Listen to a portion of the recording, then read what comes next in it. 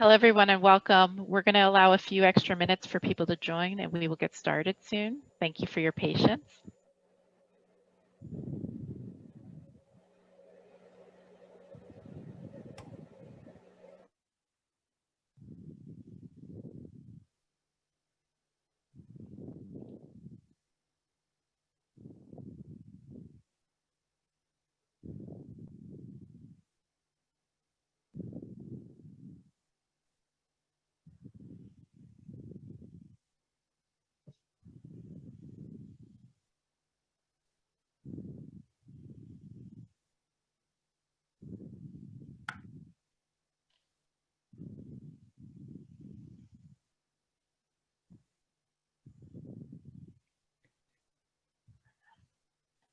Okay, we are ready to begin. Next slide. Hello, everyone, and thank you for joining the DCAM's Hurley Redevelopment Community Meeting. My name is Reagan Cecchio, and I'm part of the project team assisting with public engagement and outreach. I will moderate tonight's meeting. I would like to remind everyone of the rules for participating in this meeting, as well as remind everyone that this meeting is being recorded. While we wish we were able to do this meeting in person, we're hoping that we have designed an online public meeting that will be interactive and provide an opportunity for us to have a conversation together. Before we can begin that conversation, I do want to review a few technical aspects of the Zoom platform tonight. Next slide. So all attendees will be muted during the presentation to prevent excessive background noise. Next slide. If you are viewing this meeting on a computer, toggle speaker view to see the presentation more prominently. If you are on a smartphone, swipe to change views. Next slide. You may use the chat button to submit a typed question or comment at any point during the meeting. We will be monitoring the chat during the presentation and noting substantive questions that we will address during the Q&A portion of the meeting. If you have a technical problem, please share your issue in the chat feature at any point during the meeting, and we will respond as quickly as possible. I'll note that all the project team staff members are listed with staff in front of their names in the participant list tonight. A reminder to everyone, the chat is visible to everybody, and we encourage you to keep your comments in the chat respectful to other attendees. Next slide. We have interpreters who are translating the meeting tonight into Spanish. If you require these services, please click the interpretation button on your screen. It's the globe icon, and select which language you wish to hear. At this moment, I will ask all English speakers to please select English as their chosen language. This will allow you to hear non-translated English, translated non-English comments during the Q&A. I also want to invite our interpreter, Gabriella, to provide remarks now.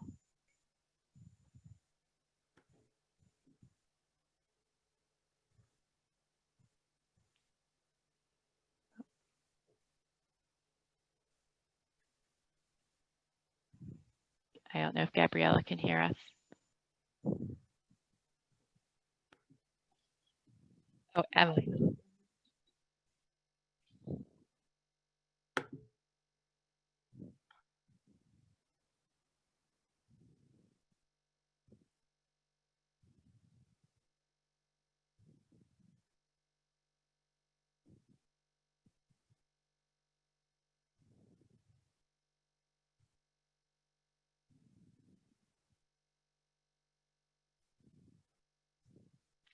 Thank you, Emily.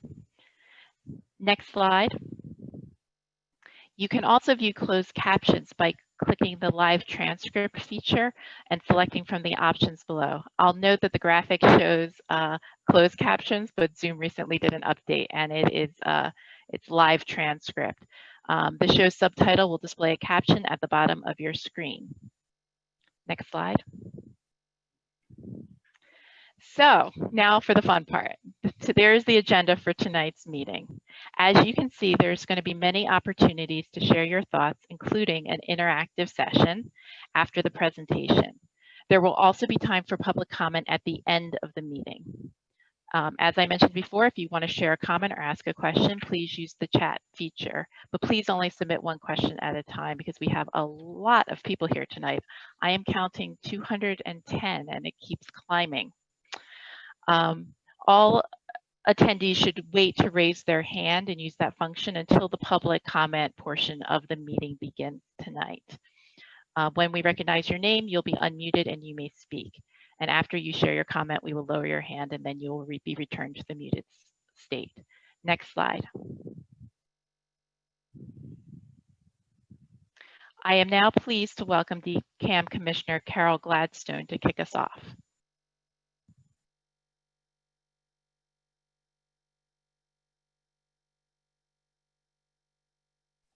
Sorry, every day you have to unmute yourself. Hi, everyone. It is very exciting for us to have you join us tonight. I think we're a sold out event. And thank you also for helping us try this new form of public engagement. It's certainly new. It's new to me and our staff. And we'll take your feedback about that as well later. So why are we here? The Hurley building, shown in green in the slide you're seeing, is almost 50 years old. And whether you love it, or you hate it, or you're in between, I hope everyone agrees that it is time to bring this building into the 21st century. We also know that doing nothing is not an option. We often say that we have a once-in-a-lifetime opportunity, but in this case, it really is true. This is a unique opportunity for us to reimagine and reinvigorate this large property in the heart of Boston. We know we have a responsibility to get this right. Many people have many opinions about what we should do, and I want to thank an advisory group who we convened this summer, who met with us all summer, and who provided very thoughtful comments that shaped the first draft of the design guidelines, which you'll see tonight. Speaking for myself, I learned a lot from that group, and I expect we will learn more from you. I also want to welcome, I don't know if City Councilor Ed Flynn, who signed up, is here, or State Representative Livingstone. If you're with us, welcome. It's great to have you here as well. And I'm now going to hand this back over to Reagan or Abby. Sure, I'll take it. And hi, everybody. I'm Abby Vladik. I'm the project manager for this project. And we actually, one of the things that we're trying to do to kind of make this project accessible in the COVID social distancing age is we made a little video about it. So we're actually going to start tonight's program by showing that. So I believe Aisha's pulling that up as we speak. And we'll get that kicked off.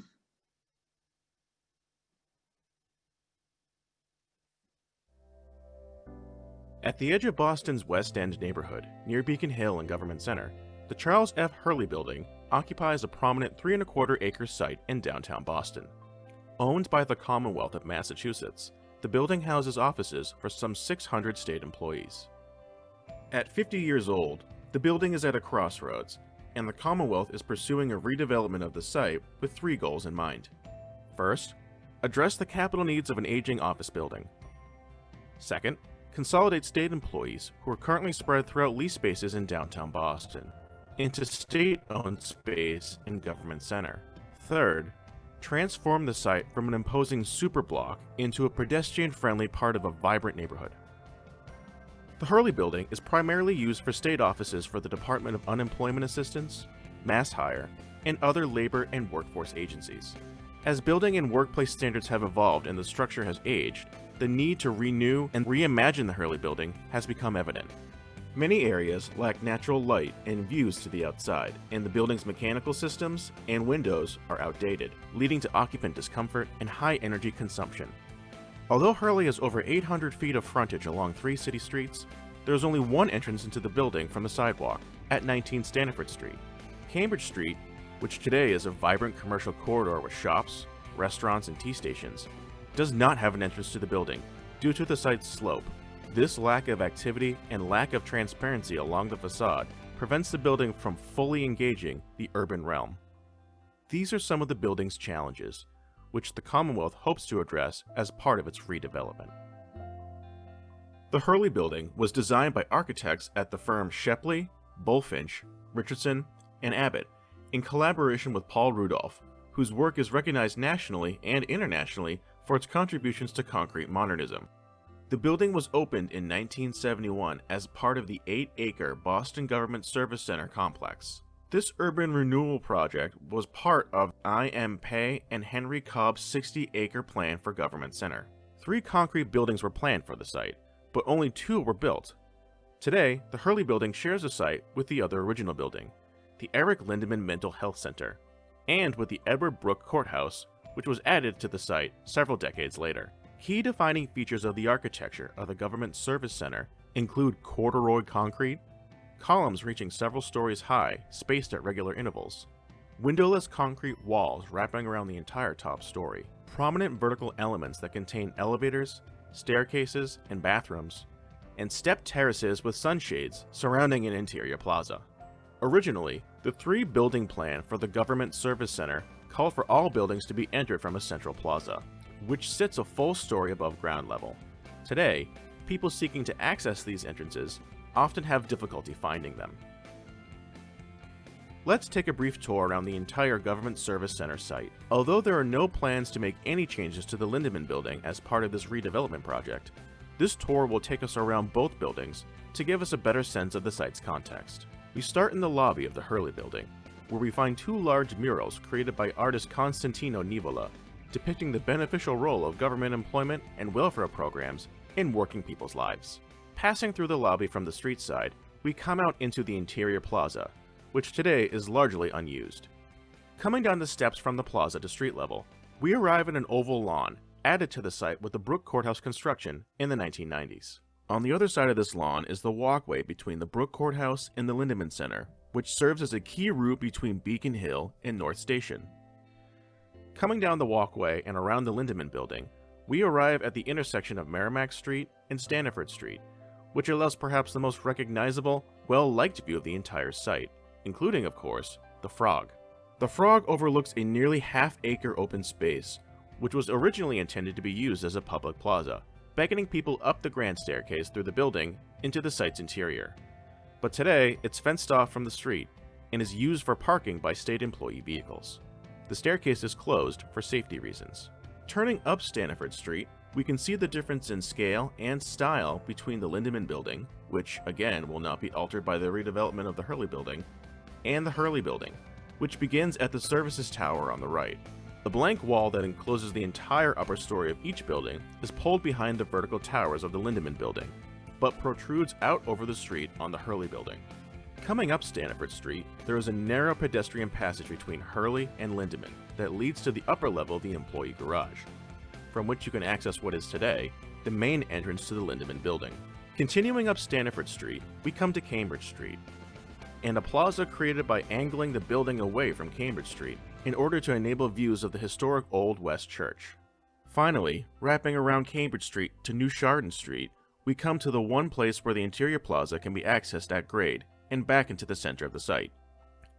There are plenty of opportunities to improve the Hurley building site and create a pedestrian-friendly location that better serves this vibrant part of the city, while also respecting the site's history and improving on the quality and cost of office space for state employees. To share your thoughts or learn more about the Commonwealth's plans, visit our website.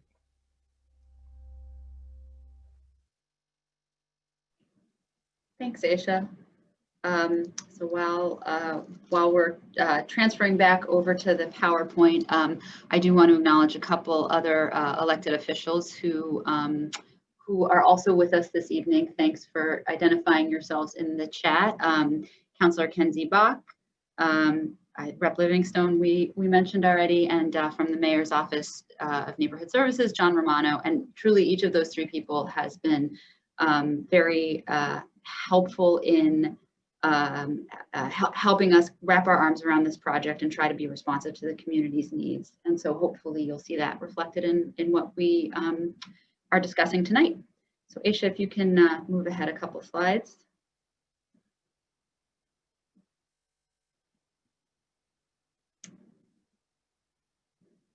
So here are some basic facts and figures about the site. The video mentioned several of these, but worth repeating, I think. I'm sure most of you know where the site is and are familiar with it, but it's about a 3¼ acre site right here in downtown Boston. It's the site, the portion of the site that's outlined in blue. So the Hurley building and the Lindemann building often appear like they're one building together, but this project that we're discussing tonight really is about redeveloping the Hurley building. So again, that's the 3¼ acre site outlined in blue. The current building is about 327,000 square feet, including a basement. There's parking on the interior of the site, underground parking. And the site is about 50 years old. And as you can see on this map here, we're bounded by Staniford Street on the left-hand side of the screen, so to the west, and Cambridge Street to the south, and then New Chardon Street to the east. Next slide, please. So these 3 goals did appear in the video, but I think they're worth reiterating. These are our goals really from the state's perspective as an asset manager of this site. What do we need to accomplish with this site? So the first is, again, the building is 50 years old. When buildings get to be that age, you know, they need a certain amount of hands-on intervention.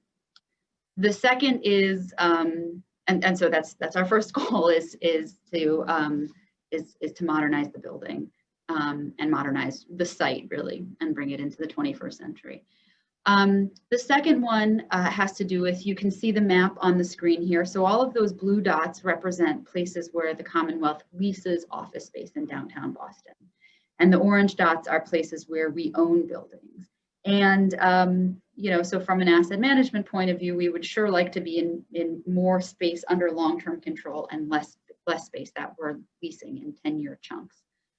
And actually, you know, we think that gets back to the original intention of creating this government service center of trying to bring state offices all in one centralized location. And then the last one, which is what we're going to be focusing on this evening, is being a better neighbor, kind of fitting in a nicer way, urban design wise, with what's around us. Next slide, please. So this slide shows what a little bit of what our process is going to look like to kind of get to the end stage. So this will be a public-private partnership where we will offer a ground lease for the 3¼ acre site. We will go through a competitive process to select a redevelopment partner. That partner will be responsible for planning, permitting, building, financing, improvements on the site. And then the Commonwealth will take back office space. Essentially, we'll enter into a long-term lease for some amount of office space on the site, and the balance of the development will be for private uses. Next slide, please. So because, as I mentioned, the introduction of private uses is a part of this project, we expect that it will go through a typical entitlement process for a development project in Boston. So that includes Article 80 or large project review with the Boston Planning and Development Agency. It includes MEPA review with the state and the Historic Commission as part of that. It will be subject to zoning, we assume, and therefore it's worth mentioning that actually the site is zoned for currently more density than what's on it for reasons that some of our other presenters will get into later. Next slide, please. So I want to point out that this is not kind of the first time that we're engaging with folks about this project. I've spent the last year or so talking with a variety of people. I think I've been to all the neighborhood associations. We've had several good meetings with preservation advocates. I mentioned that several of the local elected officials have been instrumental. So, you know, really we've been trying to understand what the perspectives are of folks in the community. And so I see really tonight as a continuation of that. Next slide, please. And then, of course, there will be opportunities to continue engaging on this project into the future. So we're kind of on the left-hand side of the screen at this point. We're in the planning process where the opportunities for public input are really focused on the design guidelines, because we think that that's what is going to have the biggest impact on the built environment that most people are going to interact with. And then next year we will get into our RFP process, and as part of that, I imagine that there will be design concepts that will be available for public input from proposers.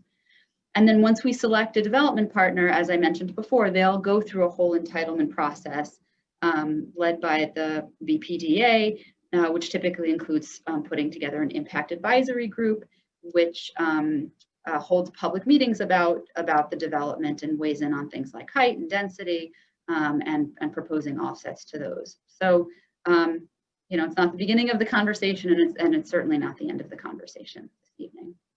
Next slide, please. So I think I'm turning it back to Reagan now, and we'll do a quick little hands-on exercise before getting into the guidelines.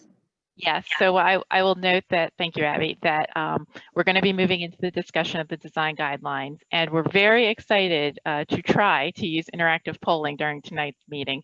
As I mentioned at the beginning, we're trying to have this be a conversation as if we were in an open house interactive public meeting. But for those of you who have not used this feature before, we want to share a few practice questions. So Amanda, can you launch the practice poll, please? So here's a question for everybody. What is your favorite candy? And if you can select your response, I will wait. It looks like there's, we're waiting for about over 200 of you to respond. So we're going to give it about 20 more seconds.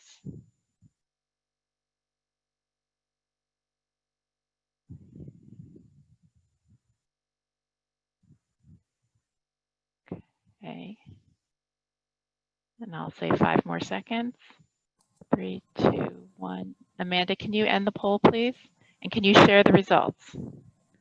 So much as I had suspected when I wrote this question, Reese's is the most popular candy for those of you in attendance tonight.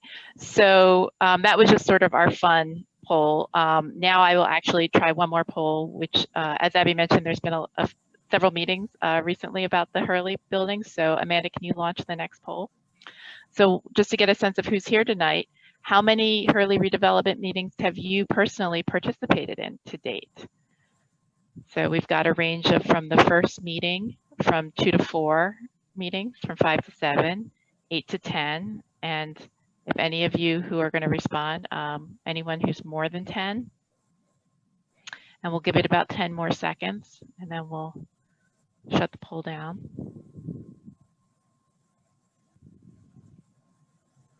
I will note as we're doing this, there's a question about if the presentation is going to be available online following the meeting. It's actually posted right now on the project webpage, but we'll talk a little bit more about that now. Amanda, can you end the poll, please, and share the results? So it looks like for a lot of you, this is your first meeting on this subject, which is great. So I'm hopeful that the content where we introduce a lot of these concepts will be interesting to you. But then there's been some of you who've even been in that more than 10 category. So thank you for joining as well tonight. Okay, so I think now we're ready to turn it over to Tamara Roy to discuss the design guidelines. I'll note that a more extensive version of the design guidelines are available on the website, and Amanda's going to put that link in the chat for those of you who want that. So Tamara is a principal with Stantec Architecture in Boston. And I will turn it over to you, Tamara. Thank you, Reagan. I'm still seeing the poll on my screen. Yeah, so you'll just X out of the poll, Tamara. Oh, since I was told not to do the poll. I happen to like Twix. Okay, next slide. Next slide. Okay, hi everyone. Welcome to tonight's meeting on the draft design guidelines. As Reagan said, these guidelines exist sort of in their full state. They have quite a bit more text and images on the link that you'll get later tonight. But for now, for tonight, we did a brief overview of the main points. So part of, as you've heard in the video and then from Abby, the purpose of this is really to set the stage for developers and architect teams to be able to propose on this new project. And so, just a basic understanding of the goals, which are to renew and reimagine the Hurley building, is sort of what we're after. And you can see here the three parts of the site: the Lindemann, the Hurley, and the Brook Courthouse. Next. So we've done a diagram here that's trying to show more clearly the project scope, which is that in yellow, the Hurley building and its surrounds are part of the disposition area for the project, while the green area is also area that DCAM hopes that teams will propose on for open space improvements, so that the entire site does get to feel like it's been renewed and sort of reinvigorated. Next. Oh, and that includes Merrimack State Plaza, which was the little inset picture on the left. I now want to introduce Henry Moss, who's a principal at Brunner Cott Associates, to talk about the historic significance of the buildings. Thank you, Tamara. I think most people have encountered this building and have strong opinions about what it's like to see it and to be near it. Paul Rudolph was really elevated to create a vision that would tie together three complicated areas of program, three firms of architects, and to celebrate a bringing together of government services in such a way that, through his monumental form, made them easier to appreciate from the point of view of an architect in the 1960s. So Rudolph personally designed and oversaw the construction of the Lindemann building, which is the major piece you see, the Lindemann Mental Health Center. And then you're looking up from a not yet reconstructed portion of the West End, you're looking up Staniford Street, and you see the edge of the Hurley building that was designed then by Jean-Paul Carlian at Shepley, Bullfinch, Richardson, and Abbott. You're also looking across the Merrimack Plaza, and I think it's important that people understand that DCAM intends to return that area to the public realm as part of the Hurley redevelopment project. There are no plans to alter the Lindemann building at this stage. The notion in the longer term is that it will be restored and brought back into compliance with existing codes. See the next slide.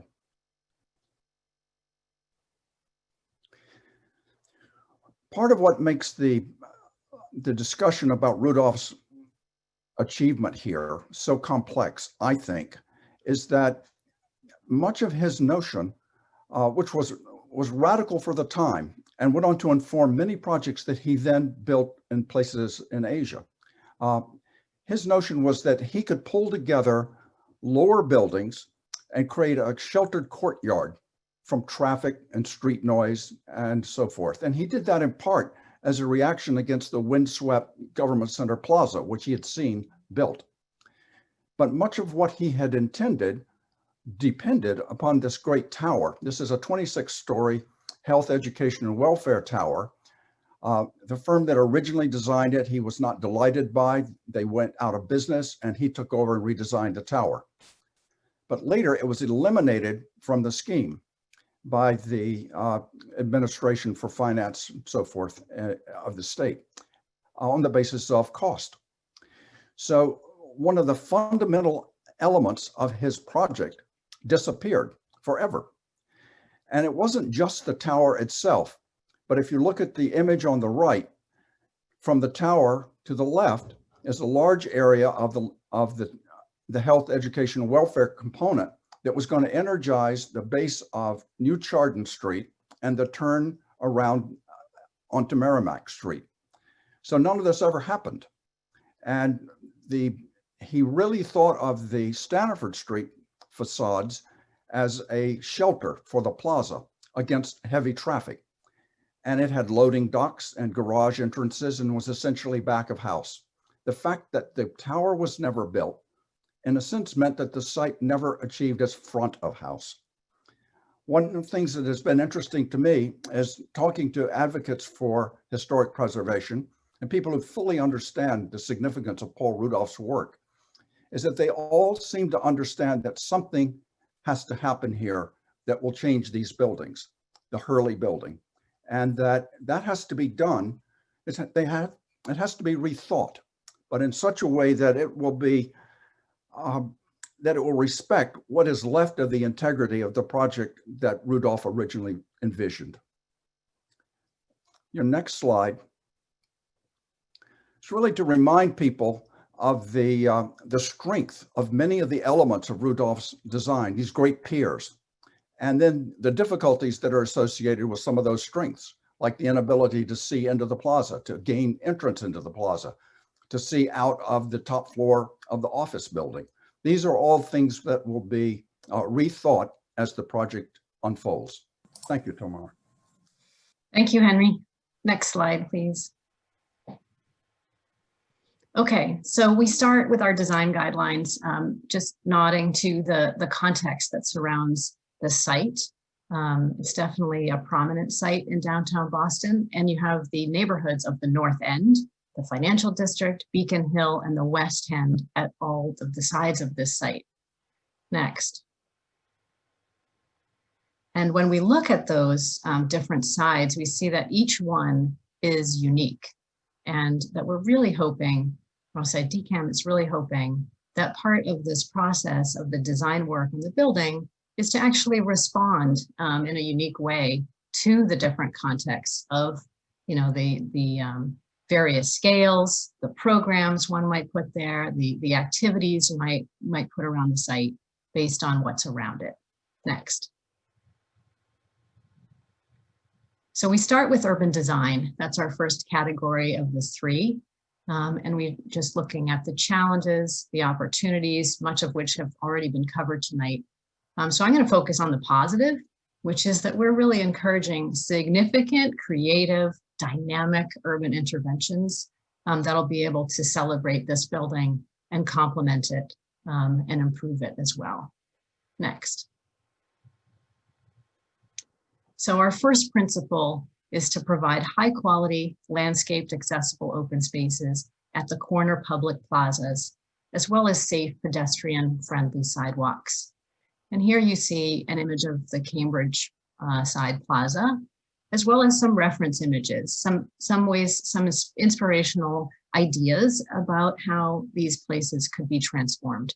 Clearly, this is one of the, I think, low-hanging fruit, we call it in the architecture world, which is that, some lighting, landscaping, benches, new paving could really transform the pedestrian experience of these spaces. And that includes Merrimack Plaza.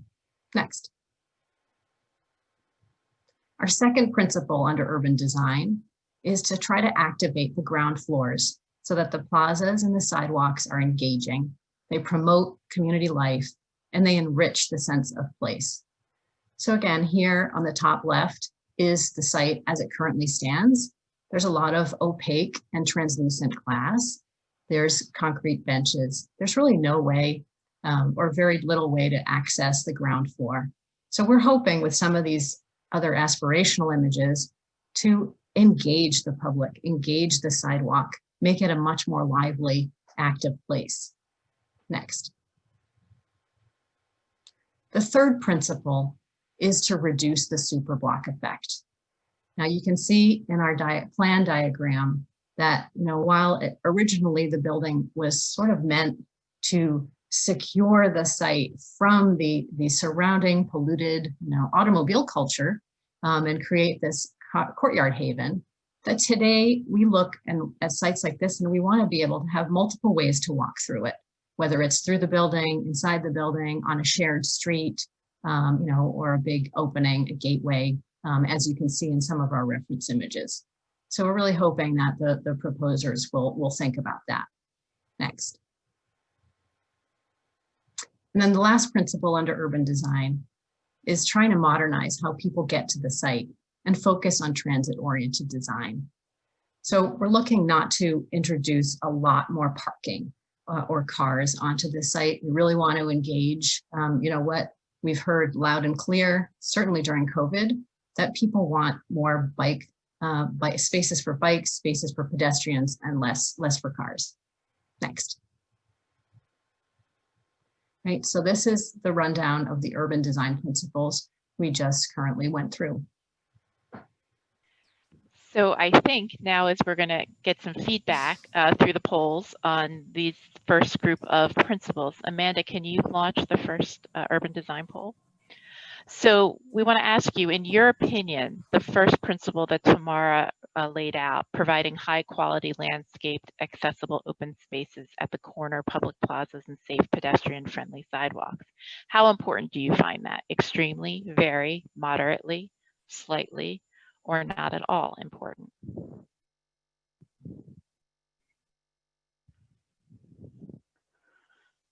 So we're going to give it probably. I think I'll just jump in here and say that we're going to ask this same poll for each of the four questions. So you might want to think in your head about which one is your top priority and sort of scale it. So great. So I'll give it 5 more seconds.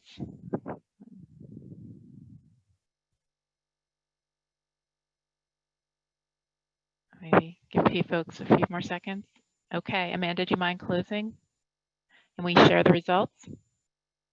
So it looks like a vast majority of you find that design principle extremely important. Great. So can we launch the next poll?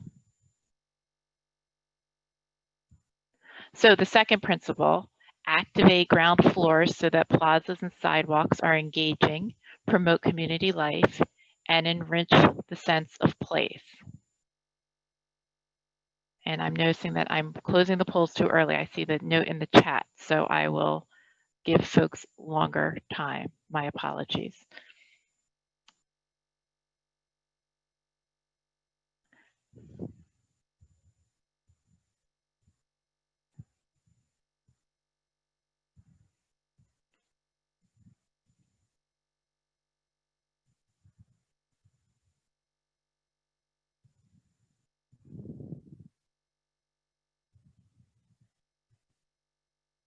Okay, I'm going to give it about 10 more seconds.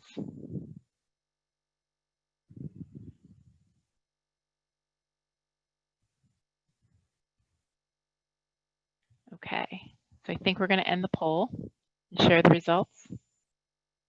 So looks like 45% of you rated this as extremely important, this principle. 37% very. Looks like 2 of you said not at all important as well, so I will note that. All right, I think we're going to go to principle number 3.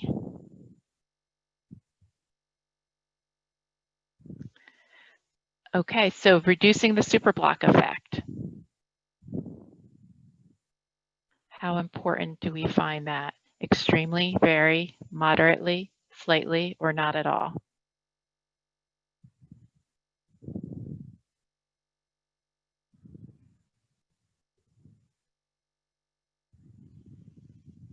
And give it a little bit more time.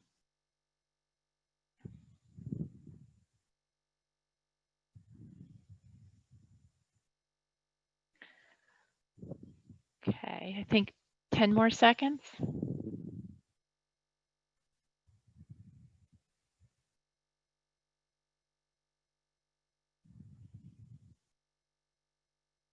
All right, I think we're going to end the poll and share the results. So this one seems like it's a little bit more evenly distributed than the last ones. It looks like 27% rated it extremely important. I'll note it's fairly evenly distributed among the first few, and then slightly less on the slightly important and not at all important. Okay, and we'll move on to the fourth urban design principle. Modernizing how people get to the site, focusing on transit-oriented design. How important do you find this principle? Extremely, very, moderately, slightly, and not at all important.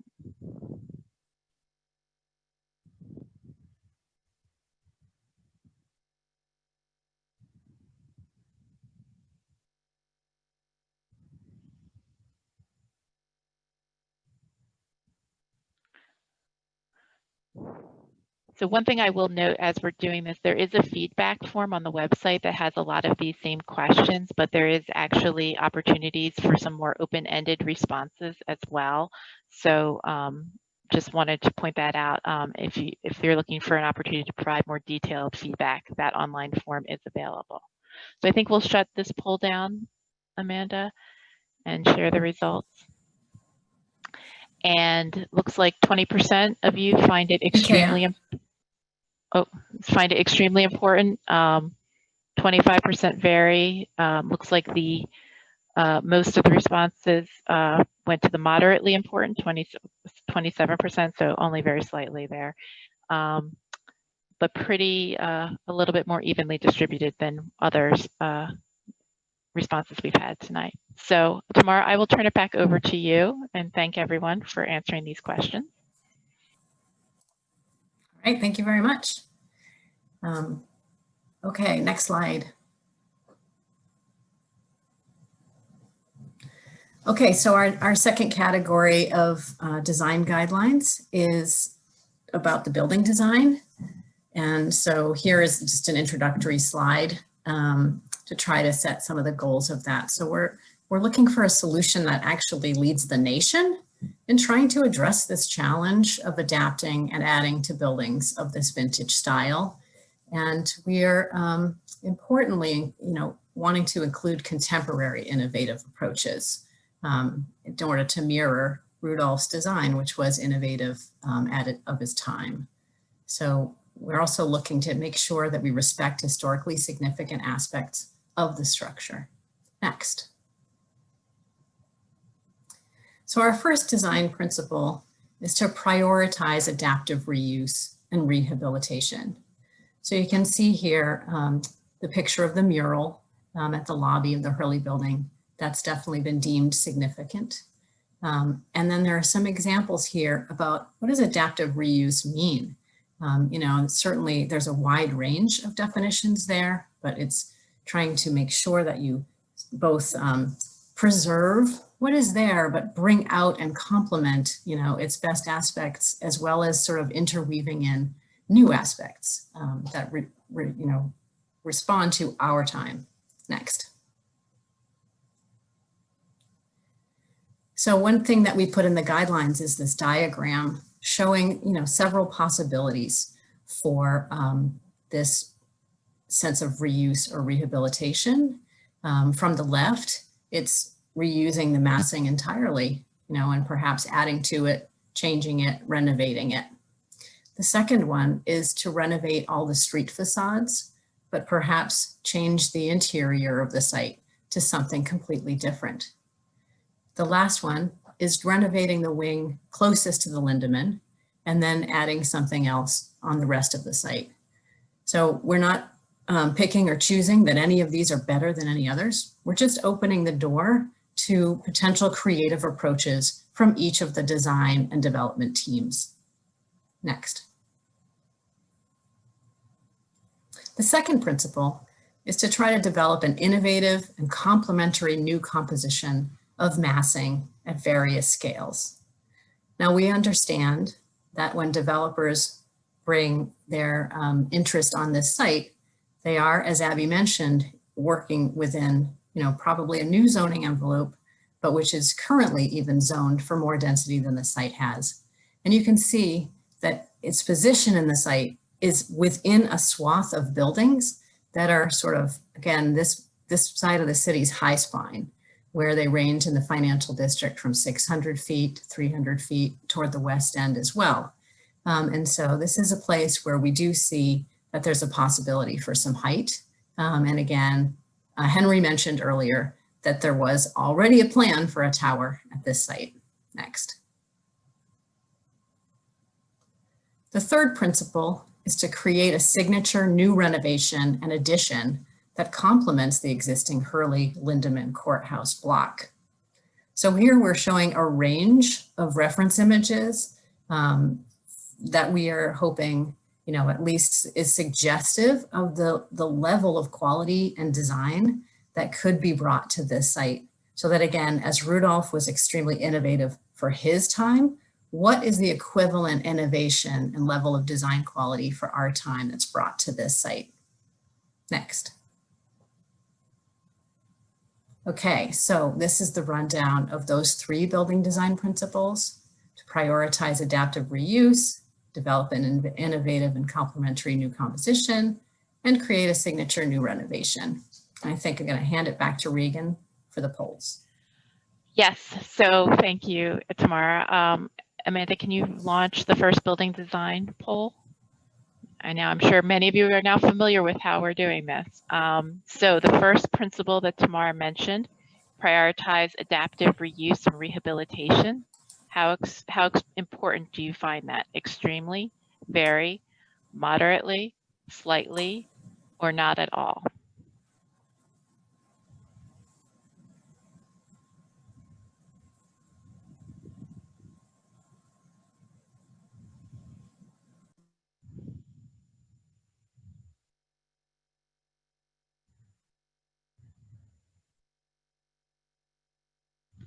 And everyone's still voting, so we're going to give it a little bit longer.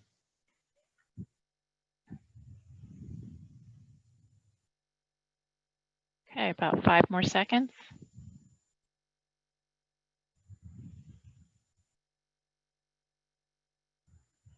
All right, I think we're going to close the poll and let's share the results.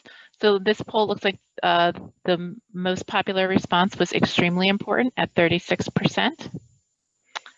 All right, let's go to the next poll for building design.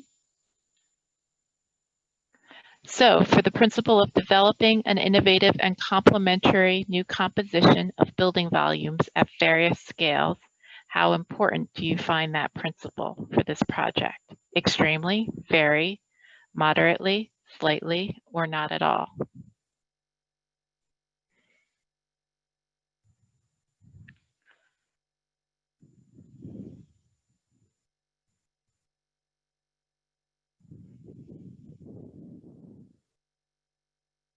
Okay, people are still, looks like they're still typing their responses.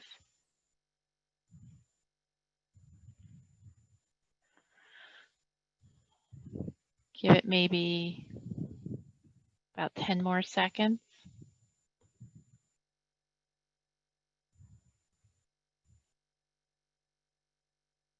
All right. Looks like I got a few more people voting.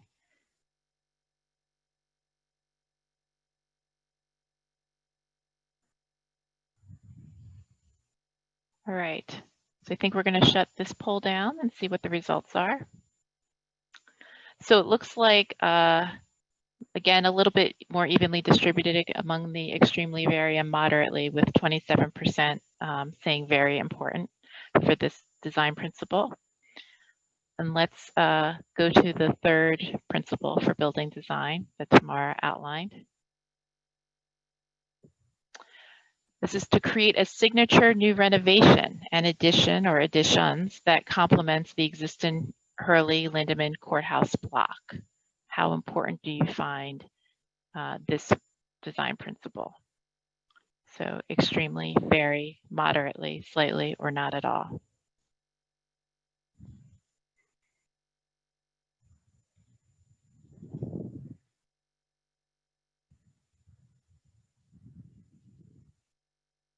All right. Looks like folks are still voting. Give it about 10 more seconds.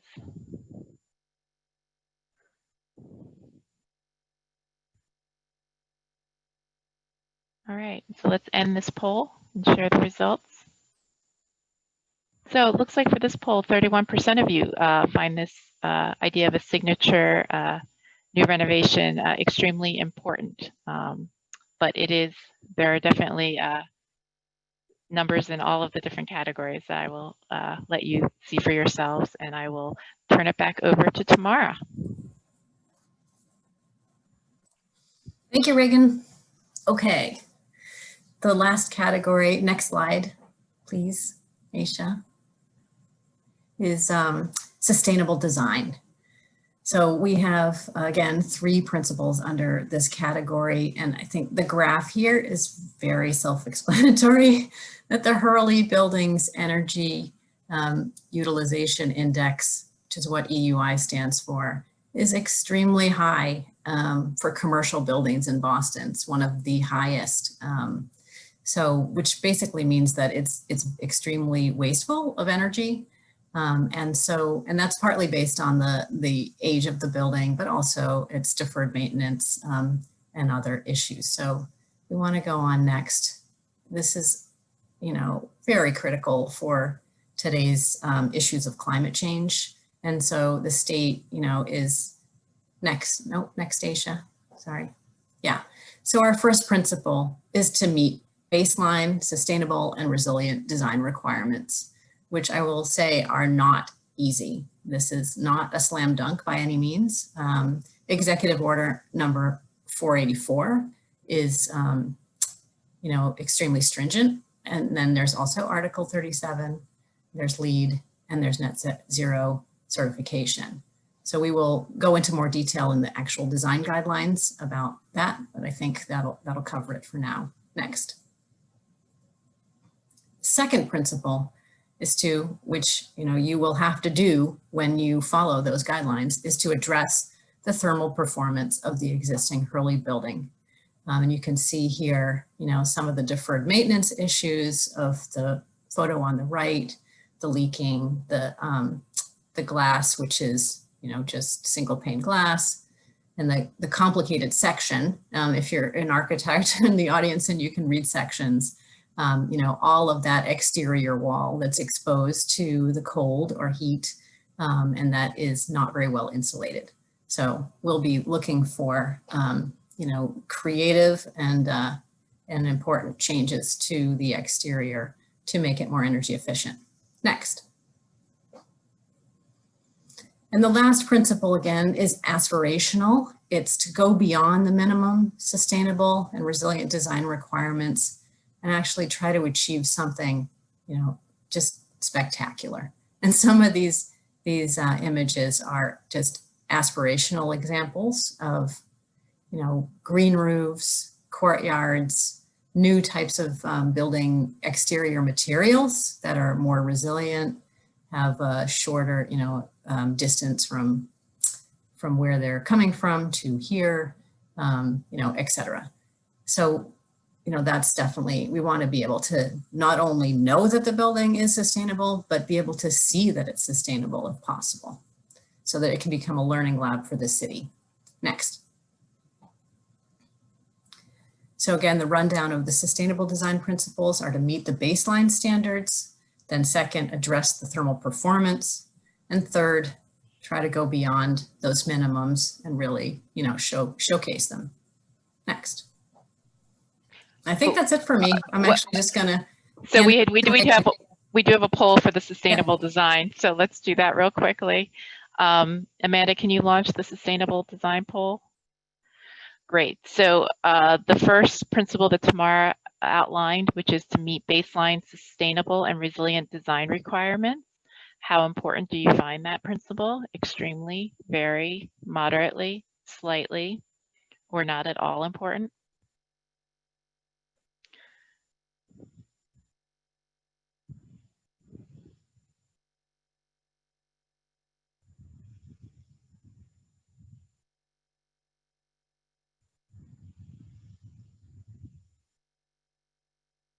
Okay. People are still voting.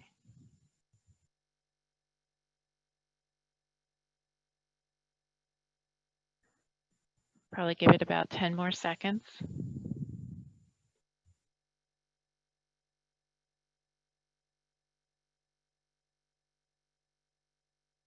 Okay, so Amanda, can you shut the poll down? Share results. So it looks like 56% of you said that this principle was extremely important. And great. And next poll.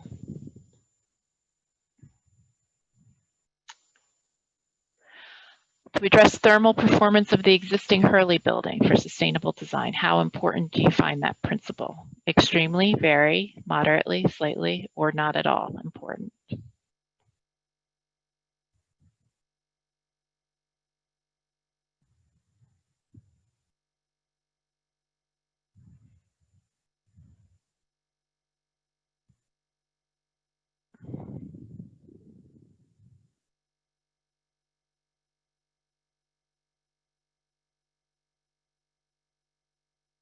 So we'll give it about 10 more seconds, folks.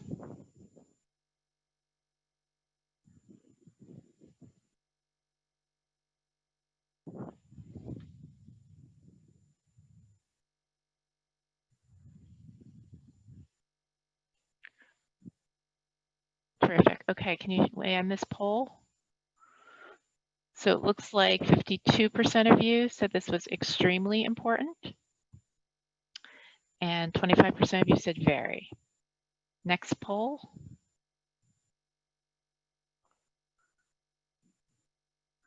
So the principle was to go beyond the minimum sustainable and resilient design requirements.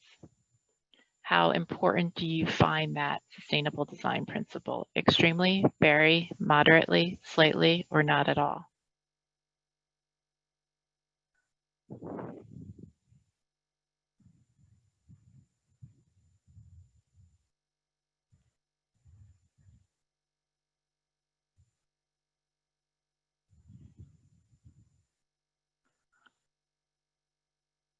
Excellent. Give it about 10 more seconds.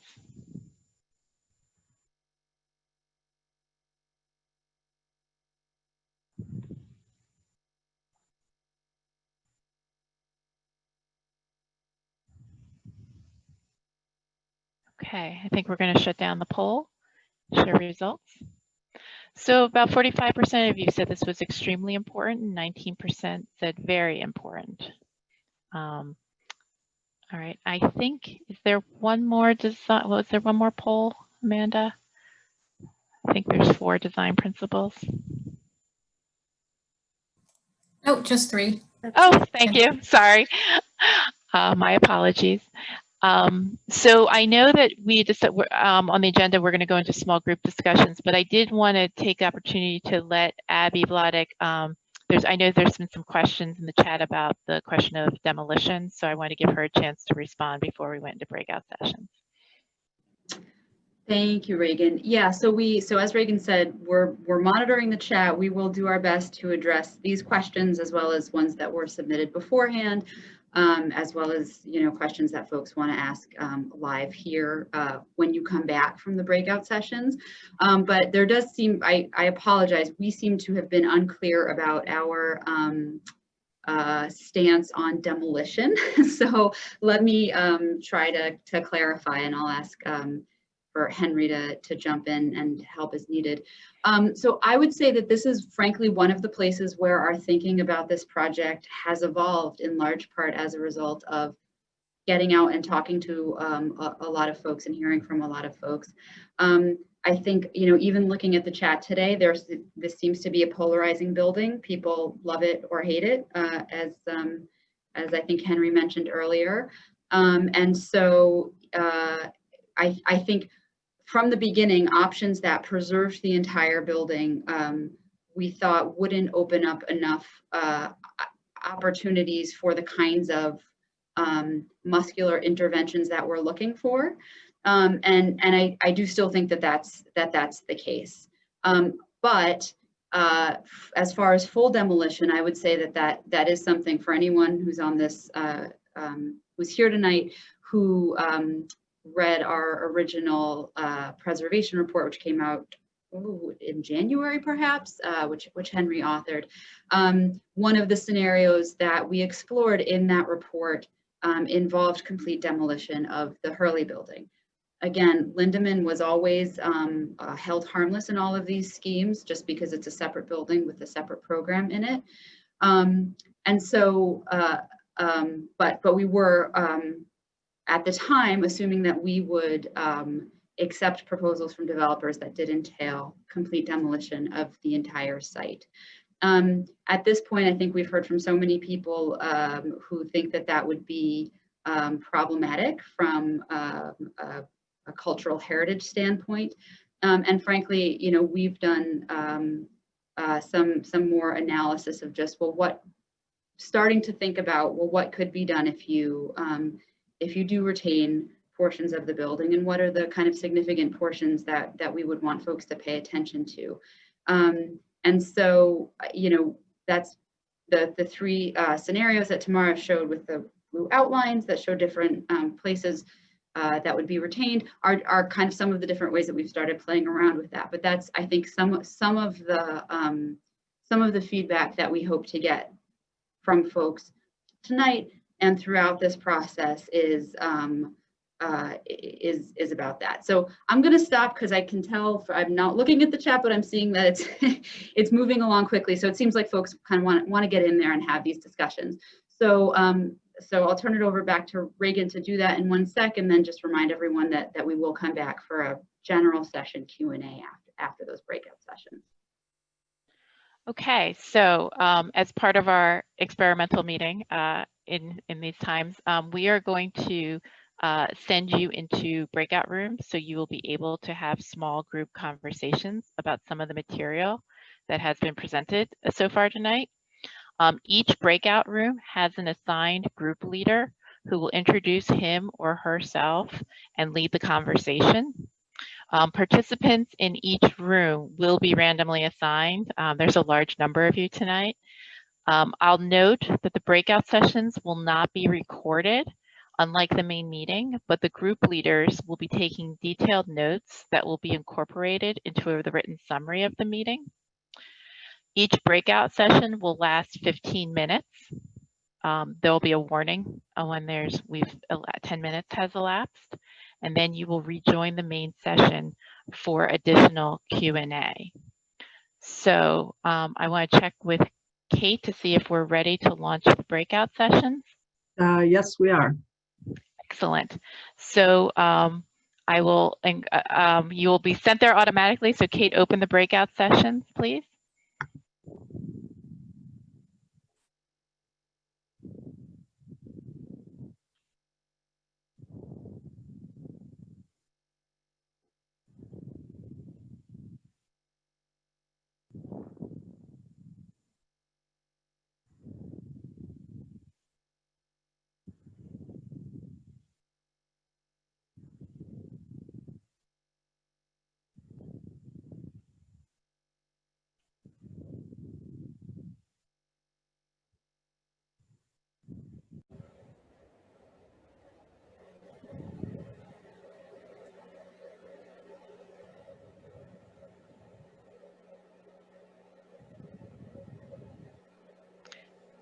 So for those of you who are rejoining us, welcome. Everyone is leaving their breakout rooms now, and we're rejoining for the questions. So it'll take a little bit of time to get everybody back.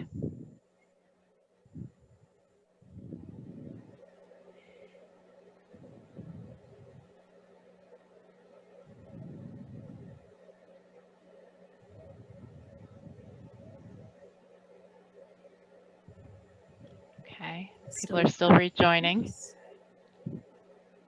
we'll give it a few more moments.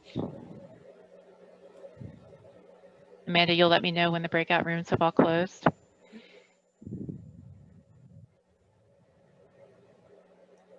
They all should be coming back now. Just a few more seconds, I'd say, to let people rejoin.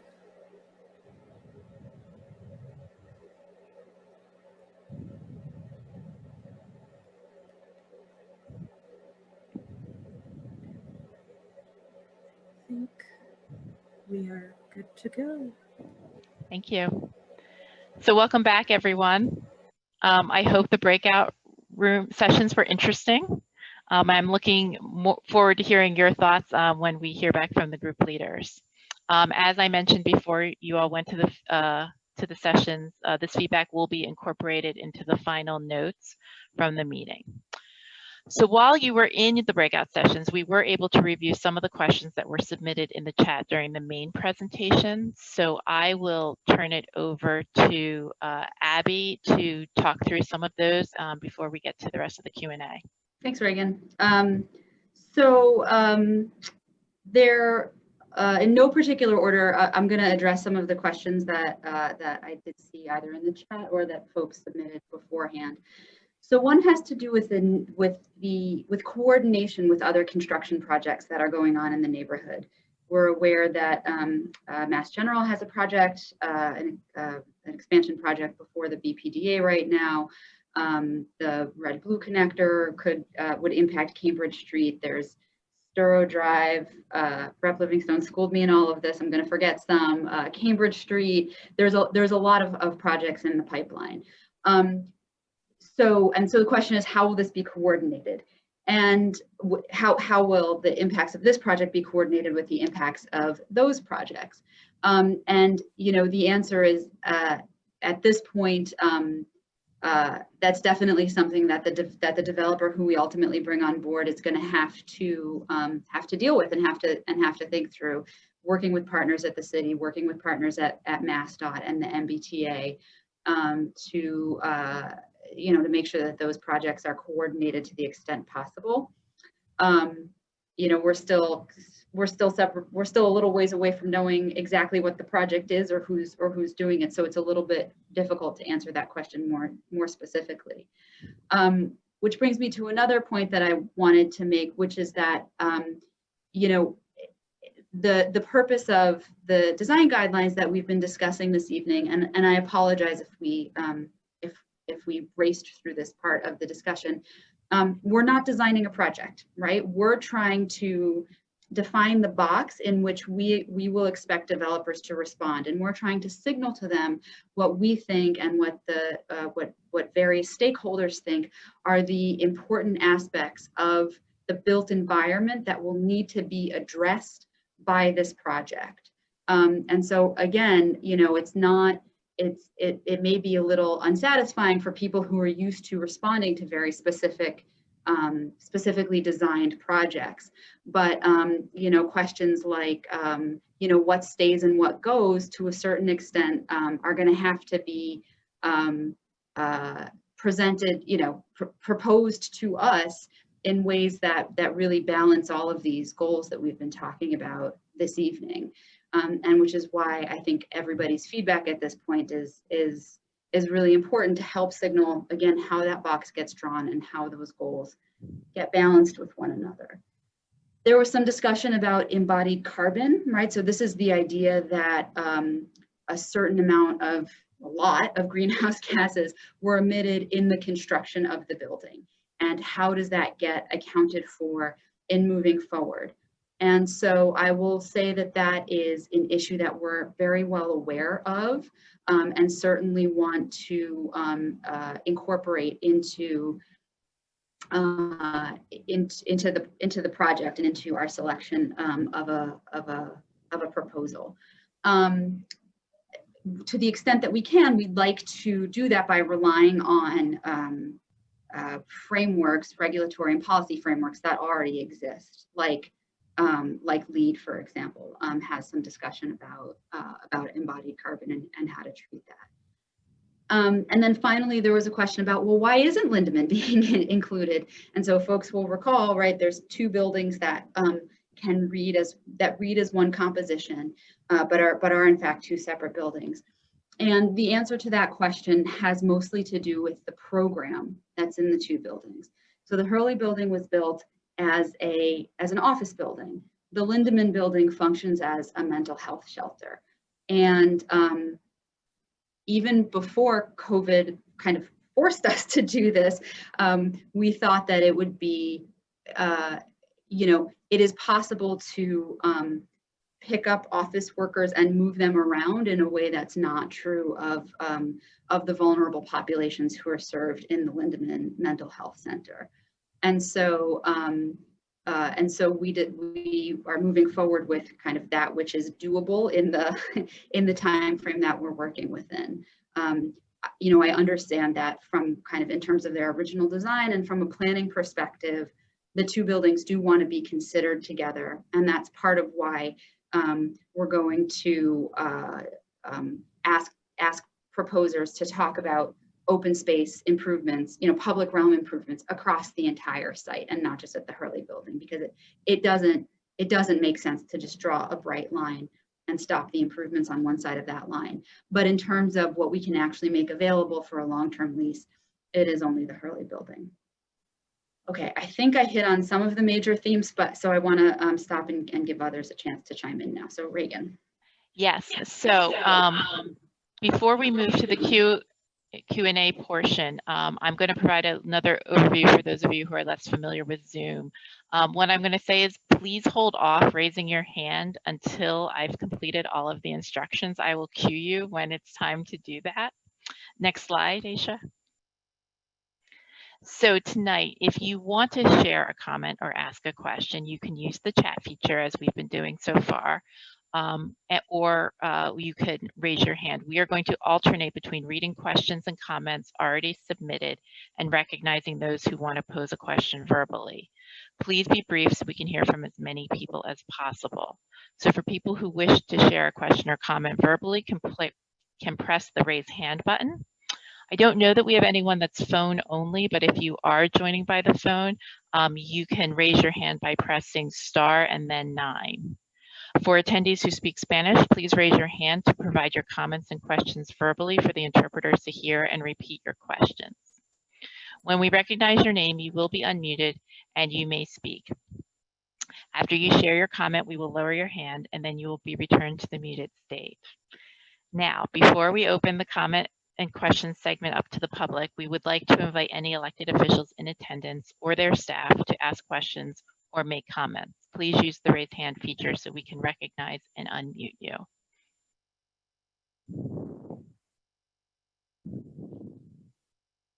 Do we have any elected officials who would like to provide comments at this time? Amanda, I'm not seeing anyone, do you?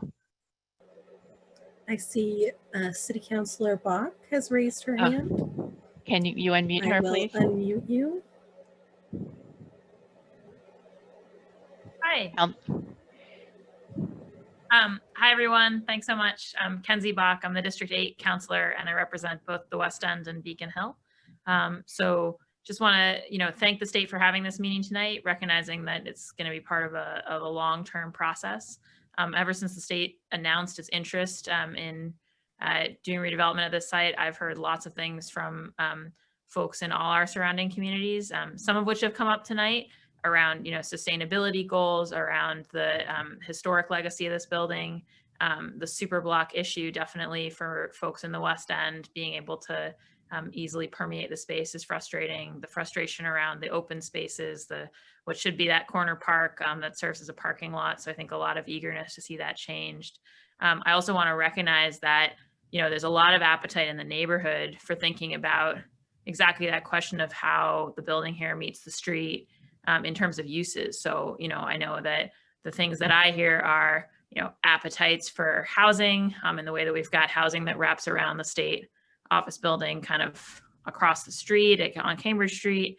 I hear strong appetite for, early childhood space, community center space, a recognition that part of what was lost in the clearance of the original West End was community, and that this is also a neighborhood place. I want to flag as well, it's been referenced a few times in passing tonight, but for folks who may or may not know, this is a neighborhood that right now has a number of major redevelopment projects underway. There's a exciting project to revamp the West End Library. There is a big proposal from MGH. There is obviously on the transit side a long-term dream of thinking about a red-blue connector here. And there's a major ongoing project right now to revamp City Hall and to think just in general about what the kind of pedestrian experience of this area is.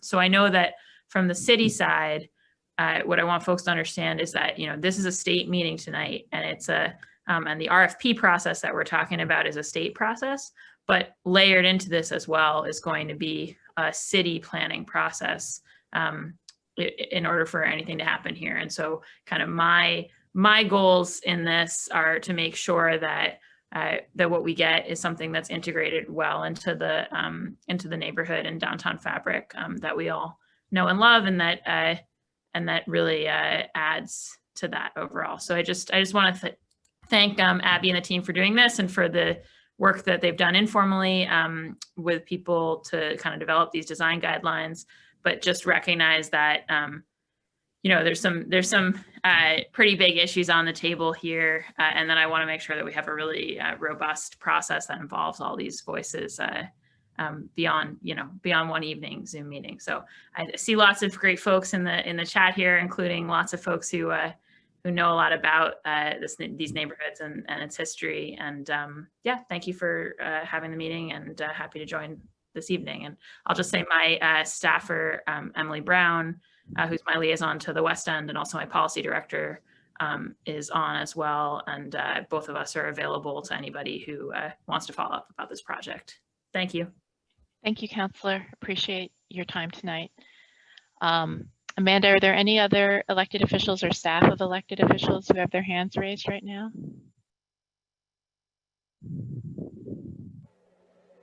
I see a couple hands. All right, so I'll request that if everyone has their hand raised, that they are either elected official or staff. So assuming that if that is the case, Amanda, can you unmute? I think it's Gregory. Yep. Gregory, I have unmuted you. Excellent. Official or not, so I apologize. I'll until all elected officials can speak. So Gregory, we're having a little trouble with your connection, I think. Are you able to type your question in the chat? Perhaps instead, your audio did not sound, it was hard to hear your audio. So let's lower Gregory's hand, Amanda, and maybe he'll be able to answer in the chat. Okay, so I don't see any other hands raised for elected right now. So, and I'm seeing a big backlog on the chat. So what I'll say is I'll open up the raise hands feature to anyone else who'd like to raise their hand, but I'm going to try to go through some of these chat questions for a few minutes. Looks like there was a question from one of the breakout groups, from one of the group leaders. Is there an intended square footage and why? If there is a target FAR, is it believed that it is only possible with some demolition? And who will determine the program mix of the final project? So Abby, I don't know if you can answer those. Yes. So I'm sorry. The question is there a target FAR and why, and what's the? Yeah. So FAR is floor area ratio. It's a measure of density. So really, I think the question is asking, well, what's the program going to be on the site? And so you'll hear this a lot this evening. That will be determined in large part by the proposers of what's going to go here. I mentioned before that we expect that they're going to that this project that we ultimately select is going to go through an entitlement process with the city and with MEPA, and so ultimately it's going to come down to the city zoning and the city visioning for the site. And so I can say now that the current zoning is a little it's a little wacky. That's actually a picture of it behind me on my wall. In some places, it allows a floor area ratio of 8 under certain conditions, and in other places, it allows a floor area ratio of 10 under certain conditions. For those of you for whom those are helpful references, we have started talking with the BPDA to see if there's anything that we can do to maybe make the zoning a little less wacky moving forward. Certainly, we won't take any steps in that direction without involving members of the public in further discussions. So stay tuned on that front. but yeah, and then the rest of it I think is really going to be dependent on what a developer thinks that they can make work here. Thank you. So another question from the chat was, what was the original vision for the program of the tower at the time that Paul Rudolph designed the complex? Health, education, and welfare. And so actually part of this project, we hope, will allow us to bring those agencies whose headquarters are currently in leased spaces elsewhere in downtown Boston back into Government Center. So I'm going to do one more chat comment before we switch over to the raised hands. There's a sentiment here that I'll just about the importance of reaching out to diverse community members and inviting them to actively participate in the decision-making process. So I'm just sharing that. And I did see a question on a related topic about diversity and inclusion. And so I will say on that topic, for folks who are familiar with the work that Massport has been doing in this area, that they require the teams that are responding to their RFPs to compete not just on their program and not just on finances, but also on the diversity and inclusion of their teams. Are they providing meaningful wealth building opportunities for people historically shut out of this process, especially racial minorities and especially women? And so we do intend for that to be part of this project as well. It's a field of the design guidelines, which is tonight's topic, but worth mentioning nonetheless. So I'll take a quick pause and say that I forgot to ask Aisha to advance the slide, which shows the project website and the email address, which we can leave on screen while we're doing the Q&A. So my apologies for that. Amanda, do we have anyone in line for raising their hand? Yes, we have two. First up is Beatrice Nesson. Apologies if I mispronounced it. I'm going to unmute you now.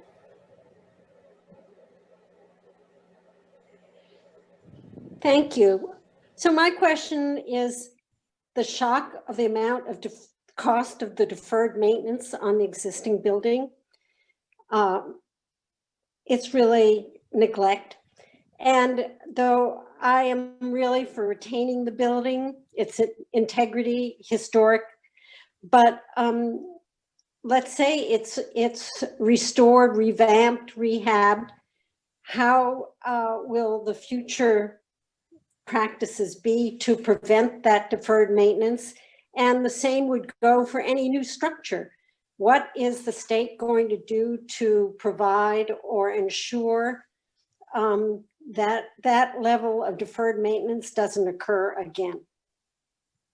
That is a great question.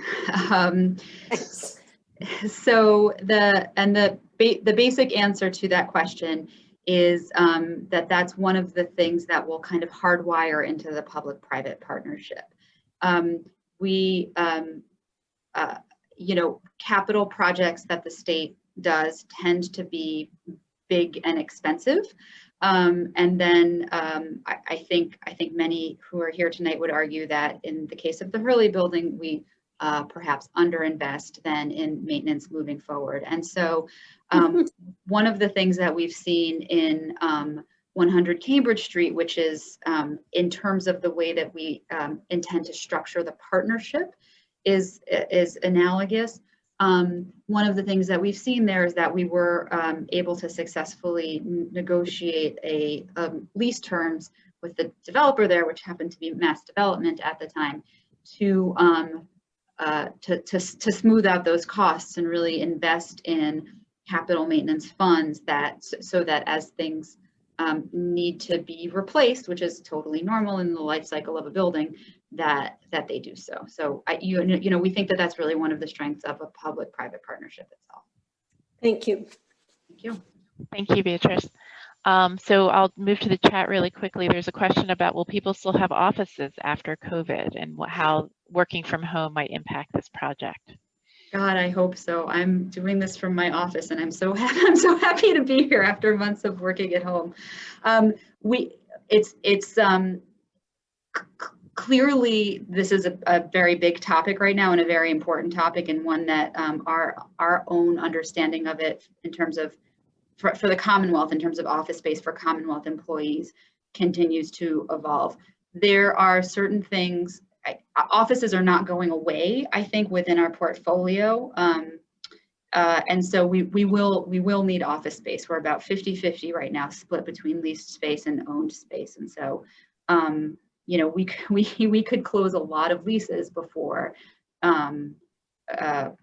we wind up needing to shed anything that we own. So yes, it's evolving. Hopefully we can be more flexible in terms of working locations for employees, but offices will continue to be part of our portfolio. Commissioner, I don't know if there's anything that you want to add. No? Okay. All right, thank you. Amanda, anyone waiting with their hand raised? Yes, we have Matthew Jones next, and then we have one more hand raised after that. Dwayne Lucia, apologies if I'm mispronouncing anything, but I'll say you're on deck. But Matthew, I'm going to unmute you now. Okay, thank you very much. My question for DCAM is just to get as much clarity as we possibly can this evening, where you are in this point in this process regarding demolition. There's been a lot of comments in the chat, and I just want to try to get as much clarity as we can, whether or not it's fair to say that DCAM as the owner authority is ready to say that demolition is totally off the table, which is to say that if you went through the RFP process and a private partner came to you with a proposal to totally scrape the building, if you're ready to say at this point that you would reject that scenario or not, and exactly, you know, if it's not fair at this point to characterize it that way, then as much understanding as we could possibly get, you know, bullet points, but hopefully specific bullet points as to what that decision-making process on the authority's behalf is. You know, maybe there's something that you either have posted already or you could post for the public who is interested to really understand what that threshold is, what that decision-making process is, please. Thank you. Yes, happy to. So I will say at this point that I think the scenario that you've raised is extremely unlikely. In other words, can I say now that I would absolutely reject a proposal that, as you described? That might be hard for me to say, but certainly I think it's extreme. I have trouble let me flip that around. I have trouble imagining accepting such a proposal.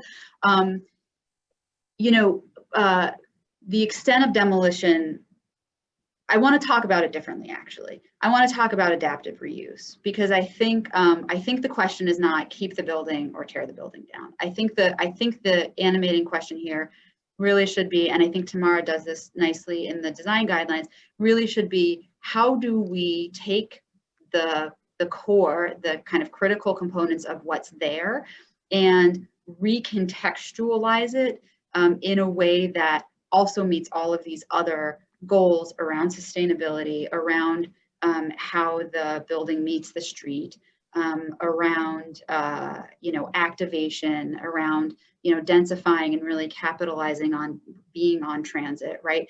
And so it's so I think we're less focused on total, like, keep the whole thing or tear down the whole thing, and more focused on how do you reimagine what's there. I'm going to ask Tamara and Henry if they want to jump in a moment, but I will also kind of ask the other implicit question, because I did also see it pop up on the chat, which is, well, how are we going to make this decision?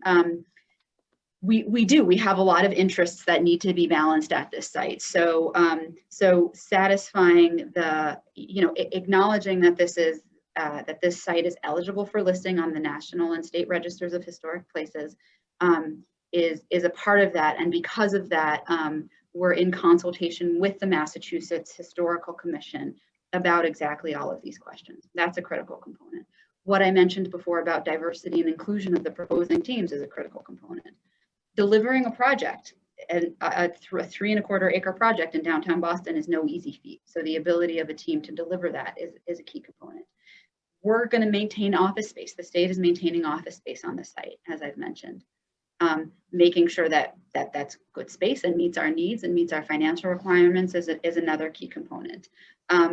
So really the name of the game is to try to find a way to balance all of this. And to a certain extent, we're going to have to engage the creative professionals that do this in finding the right solution. So let me stop there and ask Tamara to pick up on question of adaptive reuse. Well, that was a great segue, because what I was going to say was, I think that, you know, there are some of the most creative and amazing architects in our city who I believe can come up with pretty great solutions to this project and around the world. And I also know so many developers who, you know, maybe they started in architecture school and then they ended up being developers. And I can count on one hand several that I know who really like this building, really love it, and want to see it turn into something else and be improved. And so I'm very optimistic that we've set this framework so that it's not an either or. It's actually, you know, what creative thinking can you bring to this place and show us? So I am going to sort of jump in here really quickly, because there are a lot of chat questions and I am conscious of the time. So I'm going to try to do a few of those first. And there's a comment in the chat about considering the fact of West End residents and the former West End residents in the diversity discussion. There is a question about, does the assumption that we need a commercial developer to solve this issue imply that there will be a massing on a scale that makes it feasible? Abby, I don't know if you want to answer that. Say that, can you read that again, Reagan? Yeah, does it sort of the involvement of a commercial developer to solve the issue imply that there's going to be massing on a scale that makes it feasible? Like, will that affect the size, just involving a commercial developer? Well, yes, but to flip that around, I think that's part of how we landed on the solution in the first place, is because we think that, you know, again, because of the lack of the tower that Henry discussed earlier, the site is, you know, for sitting literally on top of one transit line and being very close to all of the other MBTA transit lines, not to mention North Station.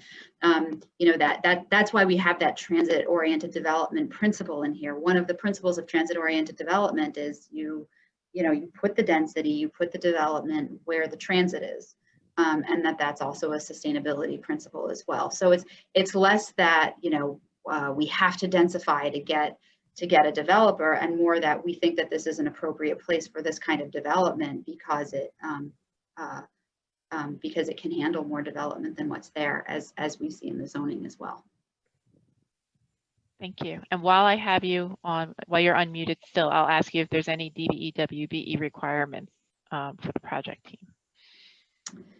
So again, we're we're trying to take an approach that of making that a place, you know, similar to the way that kind of we're not going to say specifically, you know, keep this part, demolish that part of the building.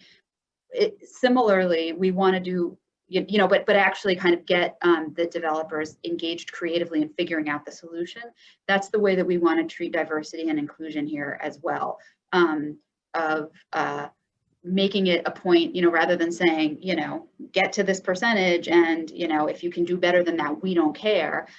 Not that we don't care, but, you know, that you don't kind of get rewarded for that. Rather, we're saying, you know, you're competing with everybody else to do as well as you can on that issue. Okay. So Amanda, I'm going to jump back over to the folks who are raising their hand, waiting patiently. Do we have anyone in line? Dwayne, Lucia, you're still on, so I'm going to unmute you. Hello? Perfect. Can you hear me? Yes. I had a couple of questions. One is, as we all know, this is eminent domain land. So I think the Old West Enders, you know, oftentimes represented by the Old West End Housing Corporation and the West End Museum, deserve a seat at the table. I think whatever goes there, they have to be included in diversity question as well. But there's also former plans that were implemented back in the 1980s. The New Chardon Street Citizens Advisory Committee came up with some plans for housing, which should be looked at. And also, you know, some of the discussion tonight on the porousness of the Lindeman and the Hurley, if it's maintained. How do you go back and maybe name some of those paths, if they're new bicycle paths, if there's new streets made up? Is there a possibility to restoring some of those streets and paths to original street names that were taken out as a result of the New Boston? Poor examples would be Thoreau Path, which has nothing to do with the former streets that were put into Charles River Park. It would have been a lot better to put in like Leverett Path or something that was more historically correct. So I think all these issues would be addressed with the input of former West Enders and interested groups. Thank you. Thank you very much for your comment. I am just noticed the time, and I want to be respectful of everyone's time, and I think we're going to try to get through as many of these questions as we can, but it's approaching the 2-hour mark. So I do want to urge people, if we don't get to your question tonight on screen, there is a project email address, hurleyredev.dcam@mass.gov. Please feel free to send your questions in or comments. I will also reiterate that there is an online feedback form that's on the website. It's available in both English and Spanish. You'll see the web address on screen as well. So that's another way you can provide comments on this project. But I will keep going through the chat and try to get through as many of these as we can, time permitting.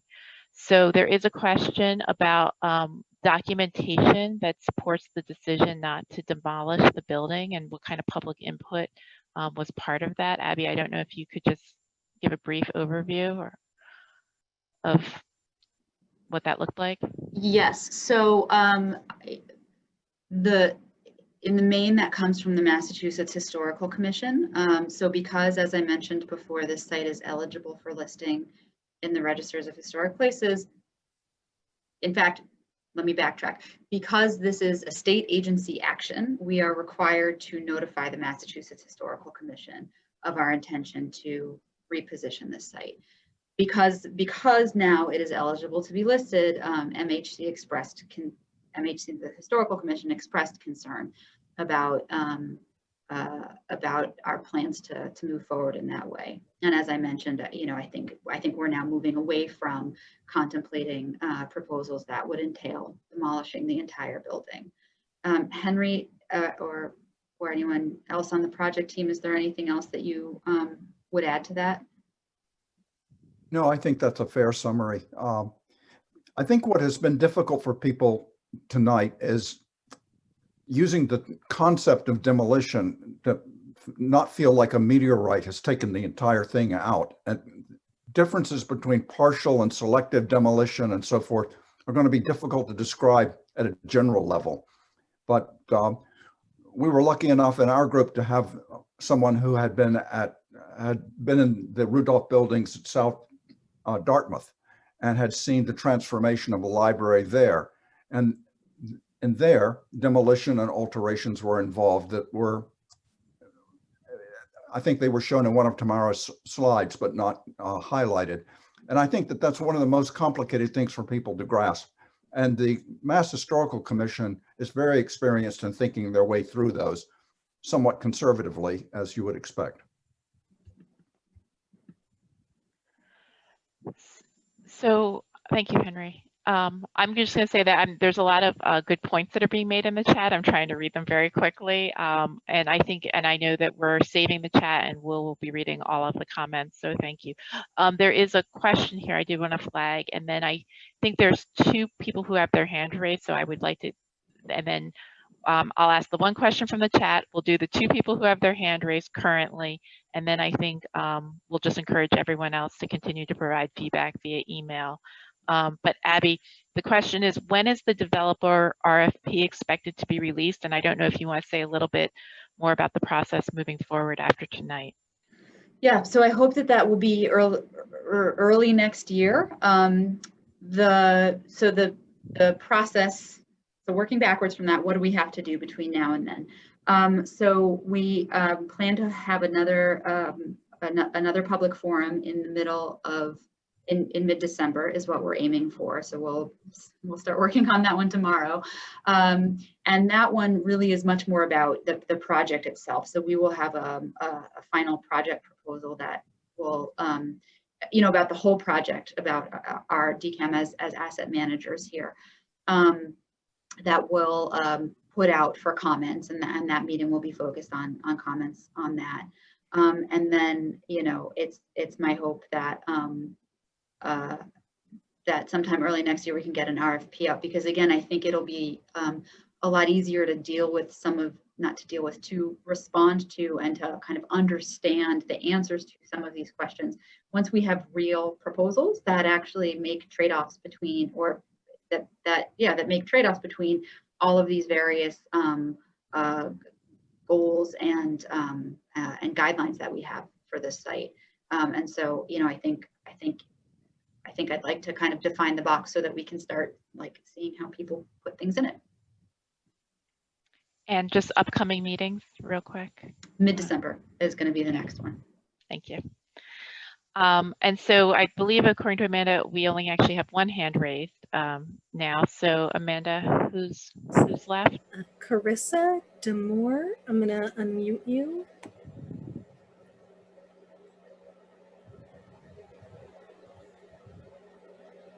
Carissa, are you there? Can you hear me? Yes. Excellent, thank you. My name is Carissa Demore. I'm speaking tonight on behalf of Historic New England. And I just want to thank DCAM for this opportunity to comment on the draft design guidelines. Historic New England has, of course, played an important role in the preservation of Boston's historic character since our founding in 1910, particularly through our ownership of the First Otis House and protection of the Old West Church, which are right next door to this project. As the relationship of the government center buildings to their surroundings evolves, we are encouraged to see the historic significance of the Lindemann and Hurley campus highlighted in the guidelines, and the requirement to preserve at least some of the Hurley building as an important component of this layered and complex neighborhood. We would caution the project team that the objective to increase the capacity of the site must be balanced with preservation of the surrounding community character. We have concerns about the potential scale of the new tower being solicited on its residential neighbors. The illustration on page 13 of the guidelines obscures the significantly lower residential scale of Beacon Hill and the commercial height limits along the north side of Cambridge Street in the West End, effectively disregarding the adjacent neighborhoods in favor of taller buildings predominantly located in the financial district. The sustainable design principles in the guidelines solicit a project that will meet existing requirements largely developed for new construction, and some of which may be challenging for a developer to apply effectively to the existing Hurley building. This has the potential to tilt the scale toward a redevelopment strategy that demolishes more of the Hurley building than is really necessary or advantageous. And we seriously question how environmentally sensitive any new building can be at this site if substantial portions of the existing Hurley building are demolished and replaced with yet more new construction materials. In addition, we would like to see attention paid to how sustainable any proposed redevelopment will be over long time horizons. We would urge a more thoughtful consideration as well of the building design examples provided for reference. Several of those examples in the current draft were very poorly received by their local communities, and I talked a bit with Henry Moss about that in the breakout session. We welcome the consideration of transit implications of this project, recognizing that the MBTA is beleaguered by funding challenges, and COVID notwithstanding, the West End portion of Cambridge Street is crowded to a dysfunctional standstill most days.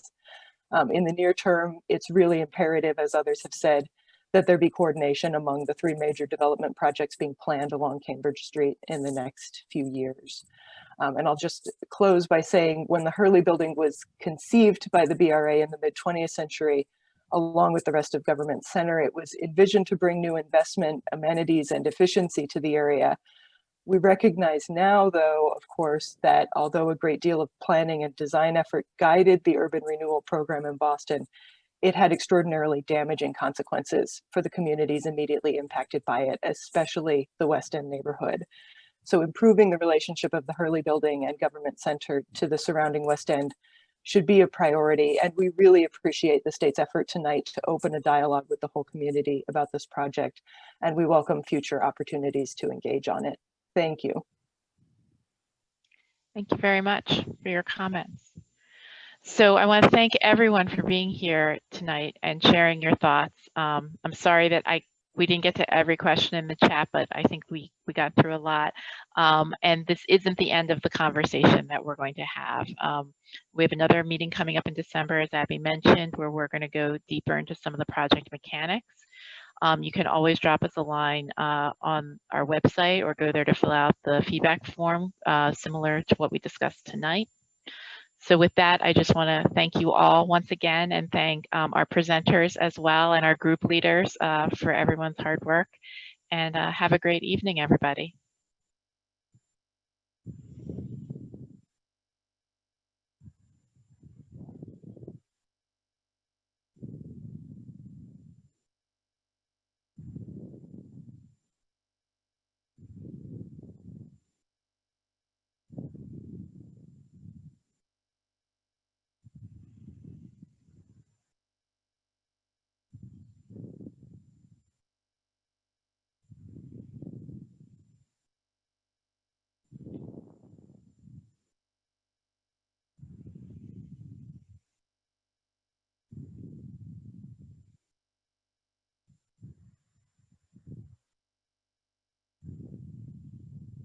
So I think we're ready to end the meeting, Amanda, if you want to end the meeting.